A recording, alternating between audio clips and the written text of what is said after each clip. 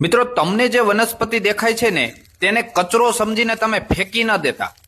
જેને પેટમાં ખૂબ બળતરા થતી હોય, જેનું પિત્ત ખૂબ વધી જતું હોય, પગના તળિયા બહુ બળતા હોય અથવા એસિડિટીનો પ્રશ્ન હોય, તે લોકો ઉપર આ વનસ્પતિ જોરદાર રીતે કામ કરશે. પહેલા વનસ્પતિનું તમને હું નામ આપી દઉં તો ગુજરાતીમાં મિત્રો આપણે આને ભોંપાથરી અથવા તો ગળજીભીના નામથી ઓળખીએ છીએ, જ્યારે આનું લેટિન નામ છે એલિફેન્ટોપસ સ્કેબર. હવે તમારા વિસ્તારમાં કંઈ અલગ નામ હોય તો ખાસ એની એક કોમેન્ટ કરજો.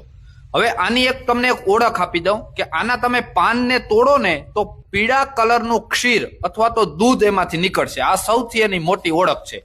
હવે આનો પેલા ઉપયોગ કહી દઉં કે જે લોકોને ઉપર જે મેં જણાવ્યું પિત્તની સમસ્યાઓને હિસાબે જે વસ્તુ થતી હોય એના ઉપર આના પાન લઈ આવવાના, એને સાફ કરી લેવાના, પછી એમાંથી એનો રસ કાઢવાનો અને 20 થી 25 ml રસ જો તમે સવારે નરણા પીવામાં આવે તો પિત્તની સમસ્યા અને ઉપર જે મેં જે સમસ્યા બતાવી તે તમામ સમસ્યા ઉપર જોરદાર રિઝલ્ટ આપશે.